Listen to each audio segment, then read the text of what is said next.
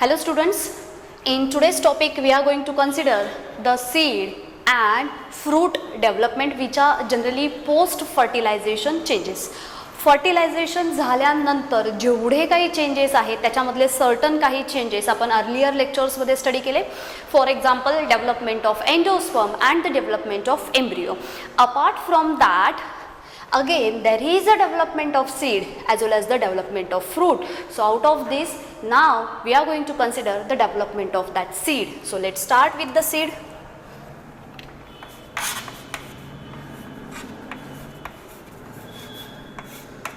Now again आता हे seed सुद्धा तितकंच इम्पॉर्टंट आहे. The reason behind that, the whole life of that plant is generally what we can say, एका सीडमध्ये एक फ्युचर जे प्लांट आहे ते पूर्ण ऑक्युपाय करण्याची कॅपॅसिटी जर कोणामध्ये असेल तर सीडमध्ये. म्हणजेच आपण काय म्हणूयात, the whole life of plant exist in a seed.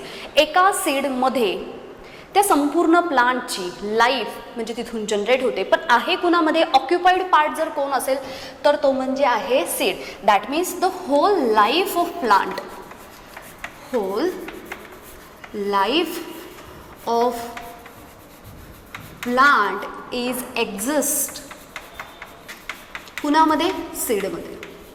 आणि म्हणून सीड इतकं इम्पॉर्टंट आहे. पोस्ट फर्टिलायझेशन चेंजेसमध्ये एम्ब्रिओ डेव्हलप झाल्यानंतर फर्दर त्याचं जे काही चेंज असणार आहे तो कशामध्ये कन्वर्ट होईल. So further it get turn into the seed.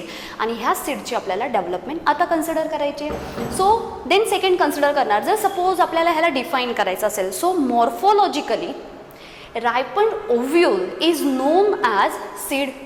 NCERT मध्ये दिलेलं जसंच्या तसं स्टेटमेंट आहे आणि त्याला आपण कन्सिडर करणार, कारण बऱ्याच वेळेला ह्या सेम स्टेटमेंटवरती MCQs विचारले जातात. काय सांगितलं आपण, morphologically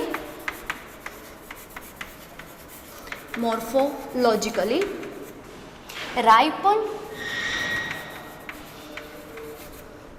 ovule is known as seed. आता पोस्ट फर्टिलायझेशन चेंजेसमध्ये आपण काय काय गोष्टी कन्सिडर केल्या होत्या त्याला परत एकदा इथे थोडंसं कन्सिडर करूयात. That means ovary is get converted into fruit, right, and ovule is get further turn into seed. So now आत्ता आपण जो टॉपिक पाहतोय तो आहे development of seed. So no doubt morphologically जो रायपंड ओव्ह्यूल पार्ट आहे किंवा जो फर्टिलाइज्ड ओव्ह्यूल पार्ट असतो त्याला कन्सिडर केलं जातं सीड पार्ट. आता आपण सीडमधल्या, हे झालं बेसिकली सीडचं स्ट्रक्चर कसं आहे ते. आता थोडंसं आपण सीड कोटबद्दल बोलूयात. कोट आउटर मोस्ट कवरिंग असतं हे. मग सीडचं जे काही आउटर मोस्ट प्रोटेक्टिव्ह कवरिंग आहे त्याला कन्सिडर करणार आपण सीड कोट.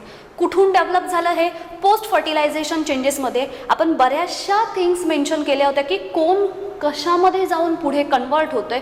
आणि त्याच्यामध्ये आपण असं सांगितलं होतं that integuments part, integuments, these integuments further get converted into the seed coat. कशामध्ये कन्वर्ट झालेत ते, सीड कोटमध्ये. So no doubt seed coat means what, the outermost protective covering of a seed. खूप simple terminologies आहेत याच्यामध्ये आज आपण ज्या कन्सिडर करणार आहोत त्या. Outermost and protective covering. काय कन्सिडर करतोय, आउटर मोस्ट प्रोटेक्टिव्ह कवरिंग कुणाची, सीडची. म्हणून काय म्हणणार त्याला, seed coat. Generally it get develop from the integuments, right. इंटिग्युमेंट्सपासून डेव्हलप झालेला पार्ट आहे हा. आता आपण त्याच्यामध्ये एक गोष्ट नोटीस केली होती, जर सपोज एखादं ovule which consist of 2 integuments then it is term as bitegmic. Bitegmic 2 integuments आले. सो ऑब्वियसली सिक्वेन्शियली कसे असणार, एक outer integuments, inner integuments. That means this outer integuments आहेत. मग यांच्यामध्ये जो आउटर इंटिग्युमेंट्स असेल त्यांच्यापासून काय तयार होईल, आउटर सीड कोट. आणि जो आउटर सीड कोट असतो त्याला आपण नाव देतो टेस्टा, राईट. सेकंड, जो इनर इंटिग्युमेंट्स असणार आहेत ह्यांना कन्सिडर करणार आपण टेगमेन. राईट, म्हणजे आपण इथे इंटिग्युमेंट्सबद्दल बोलतोय जे सीड कोट तयार करतायत आणि त्याच्यातही आउटर असेल, सो पर्यायाने तो फॉर्म करणारे आउटर मोस्ट कवरिंग जो हार्ड फॉर्ममध्ये असतो टेस्टा असं त्याला टर्म करतो, आणि त्याच्या आतमध्ये एक थिन लेअर असतो, अगेन तो सुद्धा कवरिंग आहे पण त्याला आपण म्हणतो थिन लेअर असल्यामुळे त्याला टेगमेन असं कन्सिडर केलं जातं. बरं, आता हे जे काही सीड कोट आहेत ह्यांचे फंक्शनसुद्धा आपल्याला इथे कन्सिडर करायचे आहेत. ह्यांच्या फंक्शनमध्ये बोलायचं असेल तर बट ऑब्वियस त्या सीड कोटचं मेजर फंक्शन असणार आहे ते म्हणजे त्यांचं प्रोटेक्टिव्ह नेचर. काय काम करतात हे? प्रोटेक्शनसाठी मदत करताना आपल्याला हेल्प करताना दिसून येतात. सो ह्यांच्यानंतर आपण कन्सिडर करणार आहोत जर सपोज डायकॉट सीड असेल तर ते कशा पद्धतीने दिसेल आणि मोनोकॉट सीड असेल तर ते कशा पद्धतीने दिसेल. टॉपिक फार इझी आहे, फक्त खूप साऱ्या टर्मिनॉलॉजीज आहेत ज्या ॲक्च्युली आपल्याला फॅमिलियर फॉर्ममध्ये आहे. जाऊयात आपण डायकॉट सीडकडे. डायकॉट सीडसाठी आपण काय केले, एक डायकॉटिलिडॉन जे आहे स्ट्रक्चर त्याला थोडंसं कन्सिडर करूयात. सपोज आपण एक काय केले, डायकॉट जे सीड आहे डायकॉट सीडला घेतलं आहे. डायकॉट सीडला जर आपण ओपन करून पाहिले तर अशा पद्धतीने आपल्याला त्यांचे 2 कॉटिलिडॉन्स दिसतात. सो आपण हे स्ट्रक्चर पाहतोय in a dicot seed. Right, आता यांच्यामध्ये जर आपण नोटीस केलं तर अगदी इथे स्टार्टिंगला ह्या फॉर्मला अशी छोटीशी इनिशिएशन डेव्हलप झालेली दिसून येते. टर्मिनल पोझिशनला आहे. लास्ट लेक्चरमध्ये आपण ह्या सगळ्या गोष्टी कन्सिडर केल्या होत्या. ह्यांना नाव दिलं होतं आपण प्ल्युमेल. इथे खाली हा जो पार्ट असणार आहे जो ॲक्च्युली पुढे फर्दर डेव्हलप होताना दिसेल याला कन्सिडर करणार आहोत. It is radical. प्ल्युमेल झाला, रॅडिकल झाला. आता हे जे 2 आहेत ह्यांना आपण काय म्हणूयात, दीज आर द 2 कॉटिलिडॉन्स. 2 आहेत कॉटिलिडॉन्स. आणि आता यांच्या बाहेरचं जे आउटर मोस्ट कवरिंग आहे आपण त्याला कन्सिडर करूयात. हे झालं त्यांचं आउटर मोस्ट कवरिंग, म्हणून याला कन्सिडर करणार आहोत आपण. It is seed coat. काय पार्ट कन्सिडर करतो यांना? Seed coat. सीड कोट हा झाला सीड कोटचा पार्ट. देन त्याच्यानंतर हे जे काही कॉटिलिडॉन्स आहेत किंवा जसं आपण लास्ट लेक्चरमध्ये पाहिलं एम्ब्रियोनल ॲक्सिसच्या किंवा एम्ब्रियोनल नोड आहे त्याच्या वरचा जो रिजन असतो इन बिटवीन कॉटिलिडॉन अँड प्ल्युमेलचा जो पार्ट आहे त्याला आपण म्हणतो हा नेहमी काय असतो, इपिकोचायल. म्हणजे मला जर दाखवायचा असेल तर हा वरचा काहीसा असा पार्ट याला आपण म्हणूयात इपिकोचायल.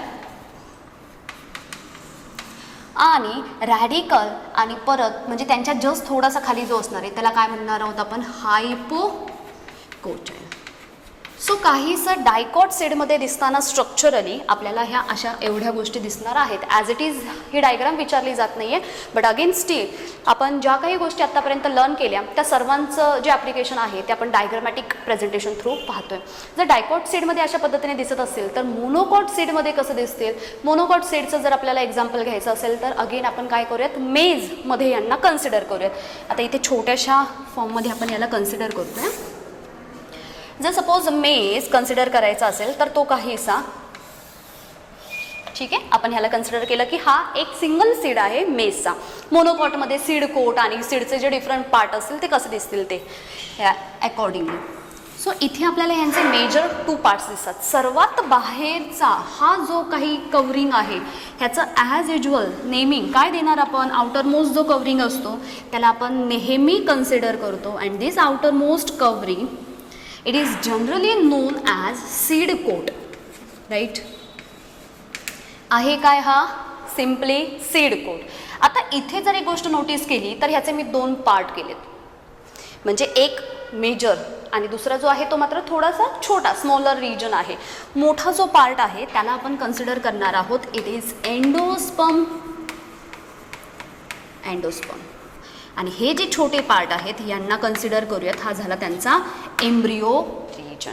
अँड नाव जस्ट सीड कोटच्या जस्ट आतमध्ये अजून एक लेअर दिसून येतो आणि हा जनरली प्रोटीन लेअर असतो, प्रोटिशियस लेअर आहे. आणि ह्या लेअरला एक स्पेसिफिक नेम दिलं जातं, त्याला म्हटलं जातं ॲल्युरोन लेअर. ह्याला काय कन्सिडर करणार आहोत आपण, ह्याला कन्सिडर करत आहोत आपण ॲल्युरोम लेअर. आता ह्या डायग्राम थोड्याशा प्रॉपरली एकदा पाहिल्या की ह्याच्यावरती कोणतेही क्वेश्चन जर विचारले तर अकॉर्डिंगली आपण काय करू शकतो, त्यांना सॉल्व करू शकतो. व्हेरी इझी डायग्राम फॉर्मॅट आहे हा. ठीक आहे, हा जो काही लेअर आहे याला म्हणणार आहोत ॲल्युरोन लेअर. सर्वात बाहेरचा आहे त्याला कन्सिडर केलं सीड कोट, त्याच्या जस्ट बिनीथ जो एक लेअर दिसतो आपल्याला त्याला म्हणणार आहोत आपण ॲल्युरोन लेअर. आतमधला हा संपूर्ण पार्ट जो आहे तो काय असतो, तो असतो स्टार्च स्टोर्ड फॉर्ममध्ये असतो. कशासाठी, endosperm it is nutritive in nature and just because of its function it actually help for the developing embryo. ह्या एम्ब्रिओच्या डेव्हलपमेंटसाठी आपल्याला आतमध्ये काय मिळणार आहेत, एंडोस्पर्म मिळणार आहे. नाव आता आपण येऊयात एम्ब्रिओकडे. एम्ब्रिओला जेव्हा आपण कन्सिडर करूया तेव्हा त्यांच्यामध्ये काय काय थिंग्स दिसतात. आपण असं सांगितलं होतं मेज जर असेल तर त्याच्यामध्ये एम्ब्रिओ कसं दिसतो, मोनोकॉट और डायकॉट, मोनोकॉट एम्ब्रिओ. जर मोनोकॉट एम्ब्रिओ असेल तर ह्या मोनोकॉट एम्ब्रिओचा एक जो सिंगल कॉटिलिडॉन आहे त्याच्यावरती थीन कवरिंग दिसतं, ज्याला आपण नाव दिलं होतं स्क्युटेलम. मेन्शन करते मी सिम्पली, आपण आता त्याला इथे शो करणार नाही आहोत, सिम्पली त्याला स्क्युटेलम मेन्शन करूयात कारण लास्ट लेक्चरमध्ये आपण त्यांना डिटेलमध्ये कन्सिडर केलं होतं. नाव आता ह्याच्यामध्ये एम्ब्रिओपासून पुढे काय डेव्हलप होणार आहे. आता सपोज हा एम्ब्रियोनल ॲक्सिस जर कन्सिडर केला होता, त्याचा टर्मिनल पार्ट हा पुढे शूट इनिशिएशनला हेल्प करतो आणि बेसल पार्ट जो असेल तो रॅडिकल फॉर्म करतो, म्हणजे रूट सिस्टीम डेव्हलप करायला हेल्प करतोय. In the case of monocot seed ह्यांच्यामध्ये अगेन हा जो एम्ब्रिओ आहे ह्यांचेसुद्धा आपल्याला दोन एंड दिसतील. मग आपण इथे अशा पद्धतीने एक हा जो पार्ट आहे, सपोज आपण ह्याला कन्सिडर करूयात की हा जो पार्ट आहे हा काय झाला, it's a plumule region.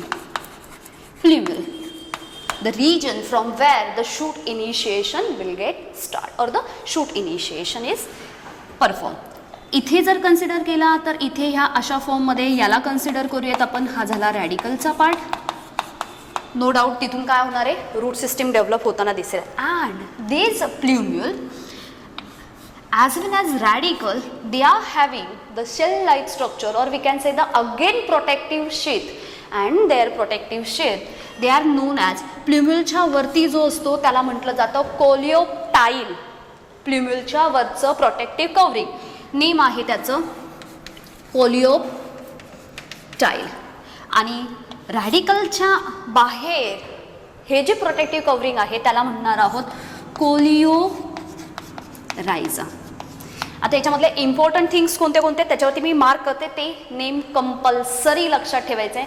Monocot एम्ब्रिओची diagram विचारली जाते, नीटमध्ये विचारला गेलेला क्वेश्चन, आणि तो होता डायग्राम दिली होती जी आपल्या टेक्स्टबुकमध्ये मेन्शन केली होती, आणि स्क्युटेलमच्या ठिकाणी क्वेश्चन मार्क देऊन तो क्वेश्चन विचारला गेला होता. लेबल द डायग्राम, एवढा सिम्पल क्वेश्चन होता. सो स्क्युटेलम फर्स्ट जो आपल्याला इथे मार्क करून ठेवायचा आहे. देन सांगायचं आपल्याला कोलिओप्टाईल, हा जो कोलिओप्टाईलचा पार्ट आहे तो आपल्याला लक्षात ठेवायचं आहे. आणि देन आपल्याला लक्षात ठेवायचं आहे coleorhiza. So here it is a structure of monocot seed. आता आपण सीडचा पार्ट बोलतोय, सीडमध्येच आपल्याला ह्या दोन्हीही गोष्टी दिसत आहेत. कोणत्या, एंडोस्पर्म आणि एम्ब्रिओ, म्हणून त्या सर्वांना कन्सिडर केलं आहे. टॉपिक चालू आहे आपला सीड डेव्हलपमेंट. सीडबद्दल बोललो, कसे आहेत काय आहेत ते, कुठून डेव्हलप झाले त्यांच्याबद्दल सुद्धा सांगितलं. Ovule further get develop into seed, or we can say seed is get develop from the ripened ovule. Then त्याच्यानंतर आपण सीड कोटबद्दल बोललो. लक्षात ठेवलं आहे इंटिग्युमेंट्स जे काय आहेत हे जाऊन काय तयार करतायत, सीड कोट. दोन असतील, आउटर टेस्टा, त्याच्यानंतर दुसरा जो आहे त्याला आपण कन्सिडर करणार, तो झाला आपला टेगमेंटचा पार्ट. आणि मग त्याच्यानंतर आपण कन्सिडर केले डायकॉट सीड असेल तर त्याच्यामध्ये स्ट्रक्चरली कसे दिसतात, हे दोन त्यांचे ओपन झालेले 2 कॉटिलिडॉन्स आहेत. एक्झाम्पल जर कन्सिडर करायचं असेल आपल्याला, ग्राउंडनट आहे, पी आहे, किंवा आपण कॅस्टोर कन्सिडर करूया, सनफ्लावर आहेत, हे सगळे डायकॉट सीडचे एक्झाम्पल आहेत. वेअर ॲज जर आपल्याला मोनोकॉट सीड कन्सिडर करायचं असेल तर मेज आहे, व्हीट आहे, राईस आहेत, ह्या सर्व एक्झाम्पलमध्ये जर कन्सिडर केले तर आपल्याला मोनोकॉट सीड कन्सिडर करायला मिळेल. आता सीडमध्येच आपण थोडासा पुढच्या पार्टकडे जाणार आहोत, ते म्हणजे सीडमध्ये 2 महत्त्वाच्या गोष्टी काय दिसल्या, एक दिसला एंडोस्पर्म आणि दुसरा दिसला एम्ब्रिओ. ह्याच्या अगोदर आपण जे टॉपिक कन्सिडर केले ते होते development of endosperm and the type of endosperm, as well as development of embryo and the type of embryo. आता आपण पाहणार आहोत सीडमध्ये हे कशा पद्धतीने रोल परफॉर्म करतात किंवा ह्यांच्यानुसार सीडचे टाईप कसे पडतात ह्यांना आपण कन्सिडर करूयात. सो नेक्स्ट सीडमध्येच आपण हा टॉपिक कन्सिडर करतोय. टॉपिक आहे आपला एम्ब्रिओ फर्स्ट. हां, एम्ब्रिओबद्दल बोलणार आपण पहिल्यांदा.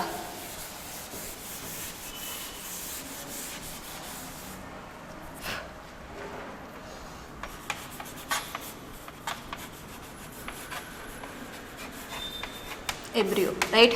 आता the most important part of seed which is nothing but the embryo. सर्वात इम्पॉर्टंट पार्ट आपण काय म्हणतोय त्याला, it's a most important part. कुणाचा, सीडचा. कारण काय असेल, फर्दर ह्या एम्ब्रिओपासून डेव्हलपमेंट कुणाची मिळते आपल्याला, सीडची. आणि ही सीडची डेव्हलपमेंट आता आपण स्टडी करतोय. सो सर्वात इम्पॉर्टंट जर कोणता पार्ट असेल तर तो आहे एम्ब्रिओ. एम्ब्रिओ कुठून डेव्हलप झाला, after fertilisation zygote is get turn into the embryo. So post fertilisation चेंजेसमध्ये अजून एक गोष्ट आपण जी नोटीस केली होती आणि ती होती zygote is further get develop into embryo. Zygote काय झाला होता, हा एम्ब्रिओमध्ये पुढे जाऊन डेव्हलप झाला होता. आणि again on the basis of that कुणानुसार आता पाहणार आहोत आपण, एम्ब्रिओनुसार. जर सपोज काय पाहिलं होतं आपण, इथे मोनोकोट सीड आहे ते आपण असंच ठेवलं आहे. एंडोस्पर्मचा रोल काय होता, एम्ब्रिओच्या डेव्हलपमेंटसाठी त्याचा वापर केला जातो.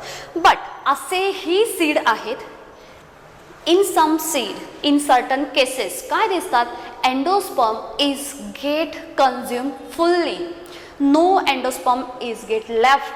काहीच एंडोस्पर्म जर शिल्लक राहिला नसेल तर अशा टाईपचे जे सीड असतात त्यांना, म्हणजे आता आपला टॉपिक तोच आहे सीडचा. सीडमधला एम्ब्रिओ पार्ट महत्त्वाचा आहे कारण याच्यापासून सीड डेव्हलप होणार आहे. आणि ह्या एम्ब्रिओच्या डेव्हलपमेंटसाठी ज्याची आपल्याला रिक्वायरमेंट आहे तो म्हणजे एंडोस्पर्म. मग हा एंडोस्पर्म त्या सीडमध्ये प्रेझेंट आहे का नाही याच्यानुसार त्या सीडचे टाईप पडतात आणि त्या सीडच्या टाईप्सला कन्सिडर करूयात. मग ह्यांचे जे टाईप्स आहेत, एक कन्सिडर केला जातो तो आहे नॉन एंडोस्पर्मिक सीड. टॉपिक काय पाहतोय, सीडची डेव्हलपमेंट हाच टॉपिक पाहतोय. इथे म्हणणार आहोत आपण एंडोस्पर्मिक सीड. किंवा ह्यांना म्हटलं जातं, हे काय आहेत, जे नॉन एंडोस्पर्मिक सीड आहेत त्यांना म्हटलं जातं ex albuminous seed. Or in the case of endospermic seed, here it get considered as albuminous seed. आता अगेन ह्या टर्मिनॉलॉजींना आपण बऱ्यापैकी फॅमिलियर आहोत. सांगतोय काय त्यांना एकदा कन्सिडर करूयात आपण. हा एंडोस्पर्म होता, हा काय काम करतोय, हा जो एम्ब्रिओचा पार्ट आहे याच्या डेव्हलपमेंटसाठी, ह्याच्या नरिशमेंटसाठी हेल्प करताना दिसून येतोय. मग जेव्हा endosperm is completely utilised for the development of embryo, एम्ब्रिओच्या डेव्हलपमेंटसाठी जो एंडोस्पर्म होता तो संपूर्ण युटिलाइज झाला, खाऊन संपवला. अशी कंडिशन असेल तर त्याच्यामध्ये एंडोस्पर्म नाही आला म्हणजे नॉन एंडोस्पर्मिक सीड. किंवा अल्ब्युमिनस पार्ट होता, एंडोस्पर्म होता पण तो अगोदर होता म्हणून एक्स अल्ब्युमिनस किंवा नॉन एंडोस्पर्मिक. एंडोस्पर्म होता पण तो टोटली कन्झ्युम झाला. अशी जर टर्म असेल, अशी जर कंडिशन असेल तर तिला कन्सिडर करतोय आपण, it is non endospermic seed. And there is a presence of endosperm in mature seed. अशा केसला कन्सिडर करणार आपण एंडोस्पर्मिक सीड. एक्झाम्पल पाहूयात कोणते आहेत नॉन एंडोस्पर्मिक आणि कोणते आहेत एंडोस्पर्मिक. आता पहिल्यांदा आपण एंडोस्पर्मिककडे येऊयात. फॉर एक्झाम्पल सपोज आपण कॅस्टर कन्सिडर केलं किंवा सपोज कॉटन असेल किंवा सपोज आपण ह्याच्यामध्ये अजून काय कन्सिडर करू शकतो. जनरली जे काय हे एंडोस्पर्मिक आहेत ना ह्यांच्यामध्ये पी असतील, ग्राम असतील, आपण ह्यांना कन्सिडर करूयात. आणि ह्या केसमध्ये जर कन्सिडर केले जे नॉन एंडोस्पर्मिक आहेत, नॉन एंडोस्पर्मिकमध्ये आपल्याला काय काय दिसेल. आता एंडोस्पर्मिक कसा लक्षात ठेवला की ह्यांच्यामध्ये काही ना काही ते जे पार्ट आहेत ते प्रेझेंट फॉर्ममध्ये दिसतात. सो कॅस्टर मेजर कन्सिडर करणार आपण. कॉटनला थोडंसं याच्यापासून हटूयात म्हणजे आपल्याला लक्षात ठेवायला थोडेसे इझी होतील. आणि नॉन एंडोस्पर्मिकमध्ये आपल्याला कोण कोण मिळणार आहेत, ह्याच्यामध्ये कॅस्टर आणि सिरियल्स असतात बरेचसे. ते कन्सिडर करूयात. आणि इथे जर कन्सिडर केले तर पी जर घेतला तर त्याच्यामध्ये फक्त सीड दिसतो. त्याचा जो काही एंडोस्पर्मचा पार्ट आहे तो मात्र कसा झाला आहे, टोटली कन्झ्युम्ड फॉर्ममध्ये आहेत. सो असे जे व्हेरियस एक्झाम्पल्स आहेत त्यांना कन्सिडर करायचे नॉन एंडोस्पर्मिकमध्ये. आता अगेन जेवढे काही नंबर ऑफ एक्झाम्पल्स असेल ते आपल्याला सर्व इथे मेन्शन करायचे आहेत, म्हणजे अकॉर्डिंगली ऑड वन आउटमध्ये किंवा काही क्वेश्चन विचारले एंडोस्पर्मिक नॉन एंडोस्पर्मिक सीड तर तिथे आपल्याला ते मेन्शन करता येतील. आता हे थोडंसं कॉमन आहे, आपल्याला माहिती आहे. आपण डायरेक्टली पुढच्या टॉपिककडे जाऊया. आता बऱ्याच वेळेला जेव्हा किंवा आपण एम्ब्रिओचा स्टडी करतो, एम्ब्रिओचा स्टडी करत असताना त्याच्यामध्ये आपल्याला एक काय गोष्ट नोटीस होते. एम्ब्रिओला जर आपण ऑब्झर्व करत असेल तर sometimes some part of the nucellus, काय सांगते मी, some part of nucellus remains unused which is in the form of thin covering of endosperm and it get term as perisperm. फार important आहे हां. काय म्हणणार आपण त्याला, पेरिस्पर्म. नेक्स्ट लेक्चरमध्ये पेरिस्पर्म असेल, पेरिकार्प असेल, ह्यांच्याबद्दल आपण डिफरन्शिएटिव्ह पॉईंट्स कन्सिडर करणार आहोत. फक्त आता आपण इथे पाहतोय काय की ही टर्म आहे काय, कारण फार इम्पॉर्टंट टर्म आहे. आता याच्यासाठी काय करूयात, आपण थोडंसं डायग्रामॅटिक रिप्रेझेंटेशन कन्सिडर करूयात. हा पार्ट इझी होता त्याच्यामुळे आपण इथे थोडंसं फास्ट कव्हर केला आहे. आता आपण ओव्ह्यूल आठवते आपल्याला, ओव्ह्यूल काय होतं, ॲनाट्रोपस ओव्ह्यूल होतं. ओव्ह्यूल कुठे फॉर्म झालं होतं, हे ओव्हरीमध्ये फॉर्म झालं होतं. सो ॲज युज्युअल ही काय कन्सिडर केली आपण, ही होती आपली ओव्हरी. ओव्हरीच्या आतमध्ये आपल्याला काय दिसल्या होत्या, स्पोरोजिनस टिश्यू. ह्या स्पोरोजिनस टिश्यू म्हणजेच आपण काय कन्सिडर केले होते, ह्यांच्यामधल्या ज्या सेल्स असतील त्यांना नाव दिलं होतं न्यू सेलस, राईट. आणि out of this sporogenous tissue किंवा त्यांच्यामधली जी एक सेल आहे towards the micropyle end, towards the micropyle end, it start to develop and changes into the bigger size and further get developed as an embryo sac. embryo sac, embryo sac मध्ये हे develop होते. आणि ही जी काही embryo sack आहे, कधी कधी काय होतं, एम्ब्रियो सॅक डेव्हलप होत असताना, मग आता आपण एक काम करूया. सपोज हा आहे आपला ॲनाट्रोपस ओव्ह्यूलचा पार्ट, हे दाखवलेत आपण त्यांचे इंटिग्युमेंट्स, ठीक आहे. हा संपूर्ण पार्ट जो आहे तो कन्सिडर करणार आपण न्यू सेलसचा. आणि मग मात्र इथे आपल्याला काय मिळणार आहे, ही मिळणार आहे आपल्याला एम्ब्रियो सॅक. आपण याला लेबल करूयात, this is embryo sac, this one is anatropous, anatropous ovule, का, कसे, टाईप, सर्व आपण ह्याच्या अगोदरच्या लेक्चरमध्ये पाहिलेत. आता काय सांगायचं आहे, हा जो पार्ट आहे तो, हा इथे सगळीकडे आहेत ते, ह्यांना म्हटलं जातं न्यू सेलस. काय म्हणणार, न्यू सेलस. सो जेव्हा एम्ब्रियो सॅक पुढे डेव्हलप होते, हे डेव्हलप होत असताना न्यू सेलसचा जो पार्ट आहे तो संपूर्ण डिजनरेट होऊन जातो. त्याचं काम झालं की त्याच्यानंतर ते आपोआप डिसॲपियर होतात किंवा डिजनरेट होतात. But sometimes this nucellus remains unused, वापर केला जात नाही, which is in the form of thin layer of endosperm. Endosperm कुठे फॉर्म झाला होता, जर तुमच्या लक्षात असेल तर आपण इथे पेन फॉर्म केला होता, म्हणजे प्रायमरी एंडोस्पर्म न्यूक्लियस, आणि इथे फॉर्म केला होता तो होता आपला झायगोट. पेरिस्पर्म फार इम्पॉर्टंट आहे. याच्या अगोदरचे एंडोस्पर्मिक नॉन एंडोस्पर्मिक खूप वेळा पाहिलेत. हा पार्ट न्यू आहे आणि याच्यावरती बऱ्याच वेळेला क्वेश्चन विचारले गेले. Some part of nucellus remains unused. हा जो काही, हा इथे सपोज आपण ह्या अशा फॉर्ममध्ये जो काही पार्ट दाखवते मी, हा इथे जो आहे हा संपूर्ण पार्ट कोणता होता, न्यू सेलसचा. तो वापरला जात नाही आणि तो तसंच राहतोय. कधी कधी काय होतं की तो पूर्णपणे काय होऊन जातो, बऱ्याचशा केसेसमध्ये तो डिसॲपियर होऊन जातो. बट न्यू सेलसचा पार्ट तसाच राहिला. कोणत्या फॉर्ममध्ये, त्यांनी एंडोस्पर्मच्या बाहेर एक थिन लेअर तयार करून ठेवलं, आणि अशी जर कंडिशन असेल तर त्याला म्हटलं जातं पेरिस्पर्म. पेरी म्हणजे आउटर मोस्ट, आणि स्पर्म म्हणजे आपण आता इथे कन्सिडर करणार आहोत की जी काही एम्ब्रियो सॅक आहे त्याच्यामधला जो एंडोस्पर्म आहे त्याच्या भोवती एक थिन लेअर असं आउटर मोस्ट कवरिंग, पेरीवरून लक्षात ठेवलं, आणि it get term as perisperm. कुणामध्ये दिसतं, यांचे एक्झाम्पल्स महत्त्वाचे आहेत. याच्यासाठी आपण कन्सिडर करणार आहोत ब्लॅक पेपर, देन त्याच्यानंतर बीटरूट जे आहेत ते. सो अशा काही केसेस आहेत किंवा असे काही एक्झाम्पल्स आहेत जे काय दाखवत आहेत आपल्याला, पेरिस्पर्म.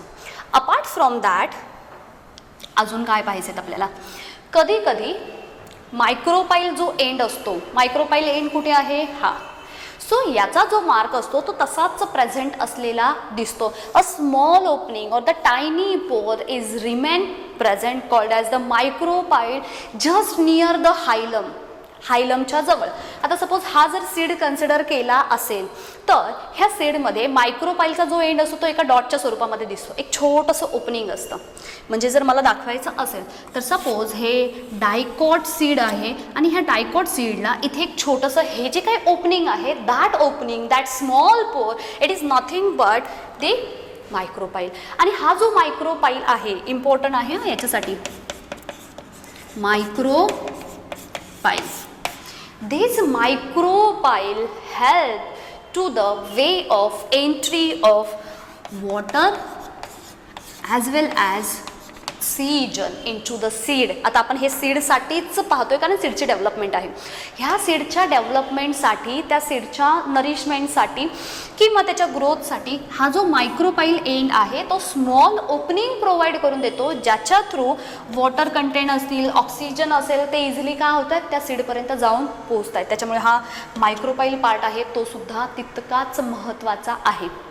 आता आपण जो सीडमधला पॉईंट कन्सिडर केला आहे तो आहे एम्ब्रिओ. एम्ब्रिओचे दोन टाईप पडतात.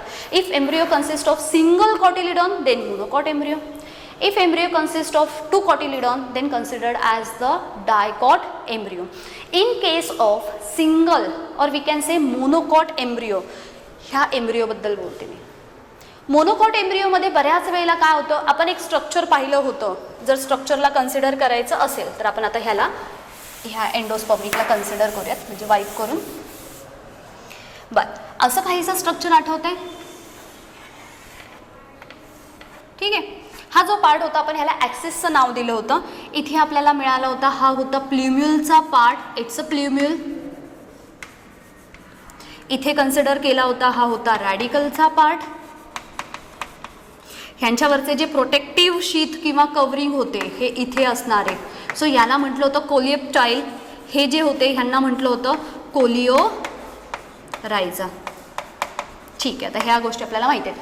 इथून पुढे हा जो पुढचा पार्ट होता इथे, तर इथे आपल्याला हे अशा पद्धतीचं एक सिंगल कॉटिलिडॉन दिसलं होतं. याला नाव दिलं होतं कॉटिलिडॉन. काय कन्सिडर केलं आहे, कॉटिलिडॉन. अगेन ही डायग्राम फार महत्त्वाची आहे. तेव्हाही मी सांगितलं होतं हा काहीसा एच शेप असं एक स्ट्रक्चर दिसतं. एच शेप हे फक्त लक्षात ठेवायला आहे. हा जो पार्ट होता हा एम्ब्रियोनल नोड और ॲक्सिस कन्सिडर केला, ज्याच्यामध्ये प्ल्युम्युल दिसला, कोलिएप्टाईल दिसला, एपिकॉटाईल दिसला, हायपोकॉटाईल दिसला, हा नोड झाला. देन त्याच्यानंतर रॅडिकल पार्ट आहे, त्याच्यानंतर कोलिओरायझा पार्ट आहे, आणि इथे हे जे काही पुढचं सिंगल त्याची हा जो पार्ट आहे इट्स अ कॉटिलिडॉन. समटाइम्स ह्या केसला इथे म्हणजे कुठे कन्सिडर करतोय आपण पहा. आता याच्यामध्ये in front of this one cotyledon there is a tongue shape outgrowth. याच्या इथे हलकीशी काही केसमध्ये दिसते. लास्ट लेक्चरमध्ये आपण याचा उल्लेख केला होता. इथे एक हलकंसं असं काहीतरी आपल्याला एक आउटग्रोथ दिसते, विच काय म्हणूयात आपण त्यांना, ते आपल्याला आठवण करून देतात. It is remains of second cotyledon and this part is known as epiblast. चुकून जर याच्यावरती टर्म विचारली गेली तर एपिब्लास्ट काय आहे.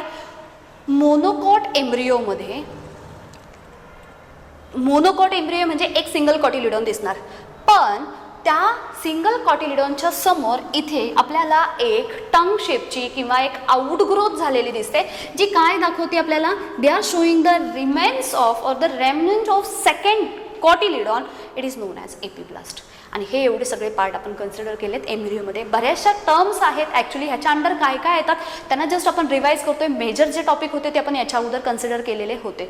आता आपण एंडोस्पर्मकडे जाऊयात. एंडोस्पर्ममध्ये सुद्धा अगेन फर्दर त्यांचे इम्पॉर्टन्स, त्यांचे टाईप्स, म्हणजे आपल्या सीडशी रिलेटेड जेवढी काही इन्फॉर्मेशन आहे ही सर्व कंप्लीट होईल आणि आपण त्याला परत एकदा रिवाईज करूयात म्हणजे तुम्हाला त्यांना कनेक्ट करता येईल. जाऊयात आपण एंडोस्पर्मकडे.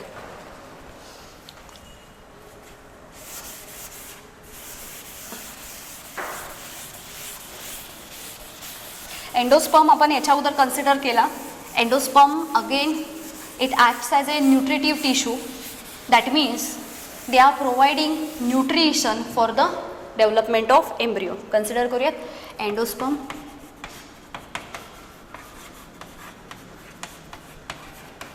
एंडोस्पर्म. आता काय सांगतोय हा एंडोस्पर्म?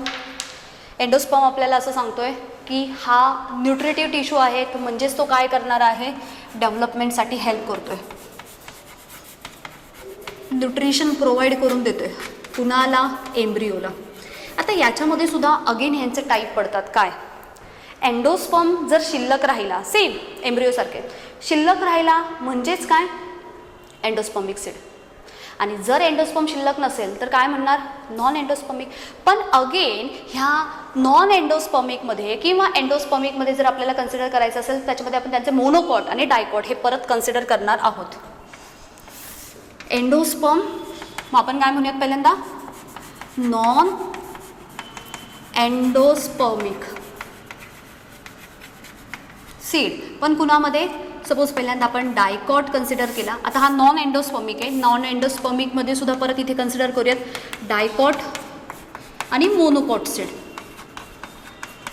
इथे एंडोस्पर्मिकमध्ये कन्सिडर करूयात एंडोस्पर्मिक. ह्यांच्यामध्ये सुद्धा एंडोस्पर्मिक असतील तर कुणामध्ये दिसतील, इथे कन्सिडर करूयात डायकॉट आहे का हा मोनोकॉट आहे. ठीक आहे. आता अगेन आपल्या डेफिनेशन माहिती आहेत, फक्त एक्झाम्पल्सवरती लक्ष देणार आणि तुम्ही ते सर्व कलेक्ट करणार आहात. नॉन एंडोस्पर्मिक असेल, नावानुसार सांगतोय की ह्यांच्यामधला एंडोस्पर्म पूर्ण कन्झ्युम झाला आहे, म्हणजेच यांच्यामध्ये एंडोस्पर्म शिल्लक राहिलेला नाही आहे, म्हणून non endospermic. Or we can say ex albuminous seed, सीडचाच पार्ट आहे. पण आता आपण थोडंसं पुढे जाऊन पाहणार आहोत, डायकॉट नॉन एंडोस्पर्मिक जे सीड असतील ते आणि मोनोकॉट जे नॉन एंडोस्पर्मिक सीड असतील ते. मग अशा केसेसमध्ये असे कोणते कोणते डायकॉट आहेत की जनरली ज्यांच्यामध्ये आपल्याला एंडोस्पर्म प्रेझेंट असलेला दिसणार नाही, किंवा असे कोणते कोणते मोनोकॉट बट नॉन एंडोस्पर्मिक आहेत. सो मोनोकॉटच्या एक्झाम्पलकडे जाऊयात पहिल्यांदा. ह्याच्यामध्ये एक्झाम्पल मेन्शन केलं जातं ते आहे पॅथोस.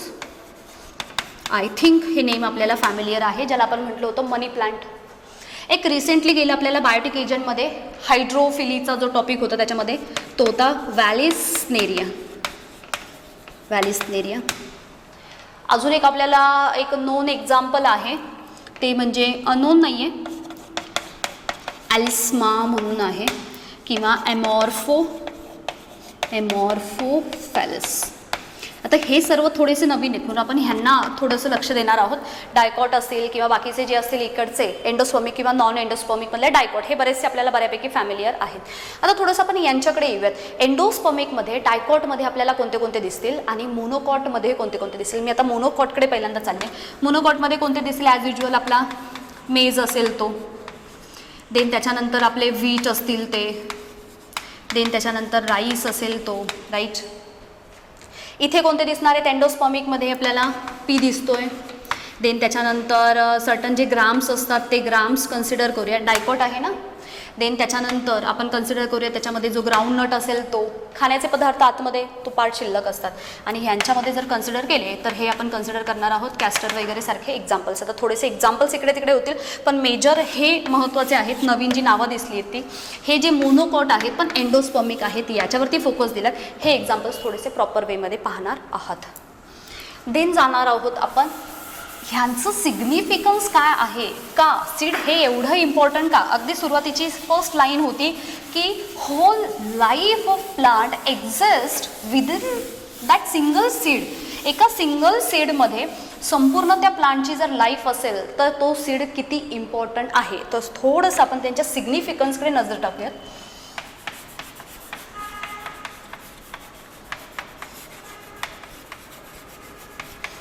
सिग्निफिकन्स काय काय आहेत आणि असे कोणते कोणते फॅक्टर्स आहेत ते ॲक्च्युली काय करतायत, त्यांना अफेक्ट करतायत. So some factors which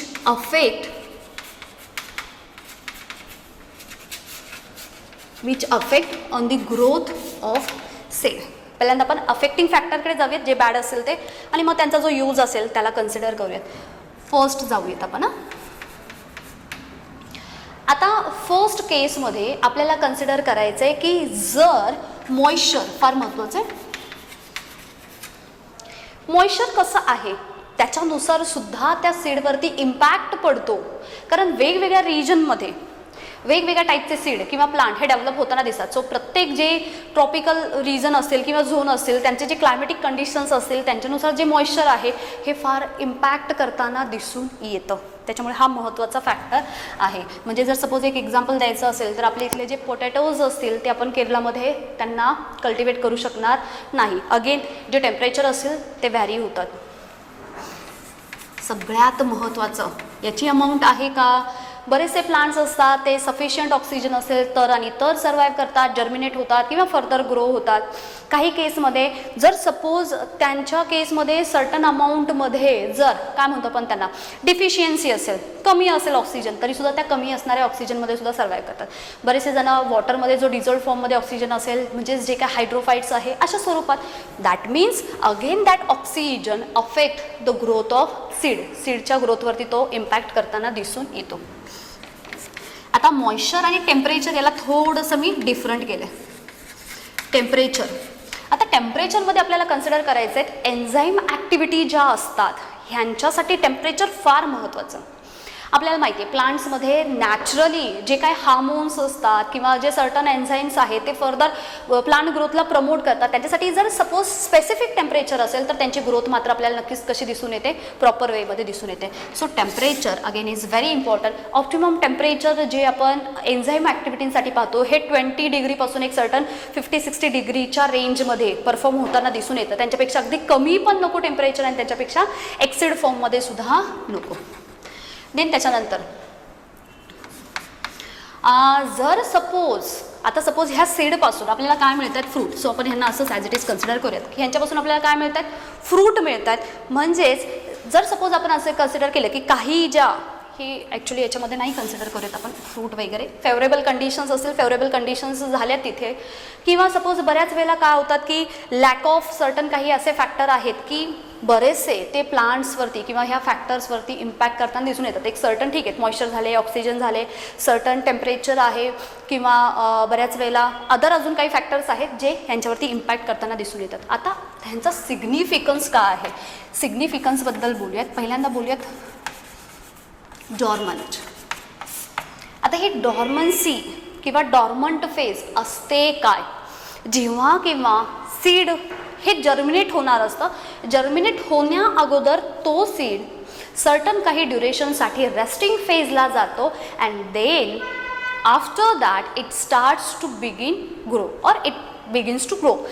certain duration नंतर तो परत काय होतो, डेव्हलप व्हायला स्टार्ट होतो. आता सपोज आपण एक 2-3 वेगवेगळ्या व्हरायटीचे सीड घेतलेत, जमिनीमध्ये लावले, सेम डेज नंतर आपल्याला त्या सर्वांची ग्रोथ दिसून येत नाहीत. काही 2 डेजमध्ये दिसतील, काही 1 वीक नंतर त्यांचा प्ल्युम्यूल खाली रॅडिकल डेव्हलप होताना दिसेल, काही केसमध्ये त्यांना सपोज 1 मंथ लागला. सो प्रत्येकांचा हा जो डॉर्मंट फेज असतो हा सर्व कसा आहे, डिफरंट.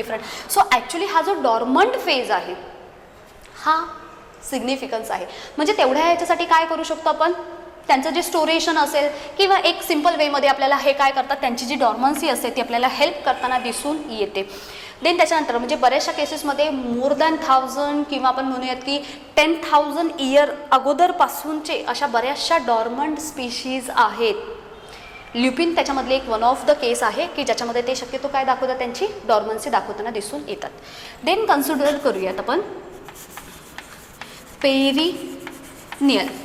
आता पेरिनियल म्हणजे हे जे सीड आहे त्यांचा बेनिफिट आपल्याला असं आहे की हे सीड जर आपण प्रिझर्व करून ठेवले, ड्राय करून ठेवले किंवा यांचं कन्झर्वेशन जर करून ठेवलं तर मात्र आपल्याला वर्षाच्या 12ही महिने पेरिनियल फॉर्ममध्ये म्हणजे थ्रूआउट इयर आपण त्यांना केव्हाही पुढे कल्टिवेट करू शकतो. सो हे सुद्धा महत्त्वाचं आहे.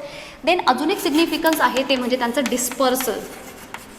आता डिस्पर्स होणे म्हणजे काय, डिस्पर्स म्हणजे स्कॅटर्ड होणे किंवा बऱ्याच वेळेला काय होतात ते बस्ट होतात आणि इकडे तिकडे सगळीकडे विखुरले जातात. सो डिस्पर्जल हा सुद्धा त्यांचा एक इम्पॉर्टंट बेनिफिट किंवा सिग्निफिकन्स एवढ्यासाठी कन्सिडर करणार की नॅचरली हे जे सीड्स असतील ते बस्ट आउट होतात आणि समवेअर कुठेतरी जाऊन ते परत तिथे जाऊन लँड होतील. फर्दर जेव्हा ॲप्रोप्रिएट कंडिशन्स मिळतील, जे काही इम्पॉर्टंट थिंग्स असतील ह्या प्रोव्हाइड झाल्या की मग मात्र काय होतील, त्यांच्यापासून प्लांटलेट डेव्हलप व्हायला स्टार्ट होतात. सो अगेन हे सुद्धा काय आहे, महत्त्वाचा फॉर्म आहे. अजून जर सपोज एखादा पॉईंट कन्सिडर करायचा असेल तर आपल्याला ह्यांच्यापासून काय मिळतं, ह्यांच्यापासून आपल्याला व्हॅरिएशन मिळतात, बरेचसे वेगवेगळ्या ज्या व्हरायटीज आहेत ह्या कुणापासून मिळणार आहेत, सीडपासून. म्हणून तर सीड एवढं आपल्याला इम्पॉर्टंट फॉर्ममध्ये दिसतंय. किंवा कन्सिडर करूयात आता सपोज, जर सपोज आपल्याला कन्सिडर करायचं आहे ॲग्रिकल्चर फॉर्ममध्ये, फार इम्पॉर्टंट ना,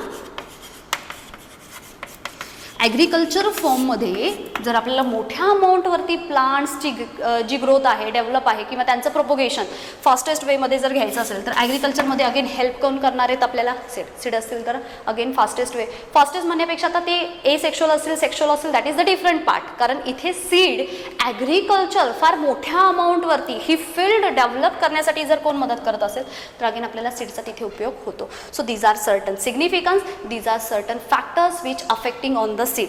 आता ह्याचा एक रिकॅप एक 5 मिनिट्समध्ये पाहूयात, म्हणजे तुम्हाला ह्या सगळ्या ज्या काही वेगवेगळे छोटे छोटे शॉर्ट एपिसोड झालेत आपण त्यांना सर्वांना कनेक्ट करूयात.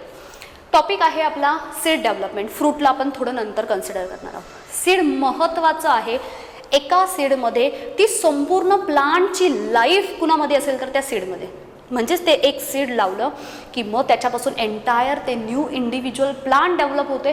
त्यांच्यापासून वेगवेगळे त्यांचे पार्ट्स, त्यांच्यापासून पुढे ते म्हणजेच जे काही रिप्रोडक्शन आहे त्यांचं परपिच्युएशनसाठी हेल्पसुद्धा कोण करणार आहे तर सीड. एवढं इम्पॉर्टंट आहे. ह्या सीडमध्ये आपण कन्सिडर करताना काय पाहिलं, स्ट्रक्चर ऑफ सीड पाहिलं, सीड कोट पाहिले, कुठून डेव्हलप झाले ह्यांनाही कन्सिडर केले. जर सपोज ओव्ह्यूल असेल, ovule get develop into seed. Integuments असतील, integuments further get develop into seed coat. मग आउटर इनर असेल, टेस्टा अँड टेगमन. त्याच्यानंतर आपण डायकॉट सीड असेल, मोनोकॉट सीड असेल, ह्यांना डिटेलमध्ये कन्सिडर केलं. सीड स्ट्रक्चर, सीड कोट नंतर आपण आलो होतो एम्ब्रिओकडे. एम्ब्रिओसुद्धा तितकाच महत्त्वाचा आहे, कारण ह्या एम्ब्रिओपासून पुढे जाऊन प्ल्युम्युल आणि खाली रॅडिकल डेव्हलप होताना आपल्याला दिसणार आहेत. सो अगेन एम्ब्रिओला कन्सिडर केले. एम्ब्रिओमध्ये आपण त्यांचे नॉन एंडोस्पर्मिक असेल का एंडोस्पर्मिक सीड असेल त्यांच्या एक्झाम्पलवरती थोडंसं लक्ष देत आहे. देन त्याच्यानंतर आलो होतो आपण एंडोस्पर्मकडे. अगेन एंडोस्पर्म हा एम्ब्रिओच्या डेव्हलपमेंटसाठी आहे जो सीडमध्ये दिसतोय. मग अगेन सीडमध्ये आहे की नाही त्याच्यानुसार परत त्यांचे जे क्लासिफिकेशन आहेत ते आले. हे थोडंसं रिपिटेशन आहे पण ते पॉईंट त्याच्या अंडर येतात. देन पाहिले असे कोणते फॅक्टर्स आहेत की त्यांच्यामुळे सीडच्या ग्रोथवरती अफेक्ट होऊ शकतं. त्याच्यानंतर आपण पाहिले की यांचे सिग्निफिकन्स काय काय आहेत. आता ह्याच्यामध्ये बरेचसे स्पेशल की पॉईंट्स आहेत. म्हणजे जर सपोज मला सांगायचं असेल की हे जे काही डेव्हलपमेंट होते किंवा यांचं हे जे काही रिप्रोडक्शन आहे, रिप्रोडक्शनमध्ये पोलिनेशन महत्त्वाचं आहे. पोलिनेशनमध्ये लॉंगेस्ट पोलन ट्यूब असणारा जिथे कुठे सापडतो तो म्हणजे मेजमध्ये सापडतो. त्याच्यानंतर आपल्याला सांगायचं आहे की ही जी डॉर्मन्सी पाहिली आपण, तर ही सर्वात जास्त म्हणजे काय म्हणत आपण खूप इयर्सपासून जी डॉर्मन्सी दाखवणारं एक स्पीशीज सांगितलं आहे त्याचं नाव आहे ल्युपिन. हा जो ल्युपिन आहे याला सर्वात पहिल्यांदा एक्स्कवेट केलं गेलं आहे आर्टिक टुंड्रा प्रदेश. तुम्ही जॉग्रफीमध्ये हे नाव ऐकलं असेल, टुंड्रा प्रदेश. सो इथून एक्स्कवेट केलं. 20,000 वर्षांपासून बरेचसे असे सीड आहेत की ते डॉर्मन्सी शो करत आहेत. आणि रिसेंटली जे काही 2000 इयर्सपासून, रिसेंटच्या 2000 इयरपासून जो काही रिसर्च रेकॉर्ड आहे त्याच्यानुसार जर कन्सिडर केले तर असे डॉर्मंट दाखवणारे पाम डेट आहे. त्याच्यानंतर अजून आय थिंक डॅलिकेरिया म्हणून अजून एक स्पेशीज आहेत. असे सर्टन काही कीवर्ड्स किंवा आपण सर्टन काही स्पेशल केसेस आहेत ज्या आपण मेन्शन केल्यात. म्हणजे हा संपूर्ण पार्ट झाला आपला seed development. And next lecture we are going to consider the fruit development. Thank you.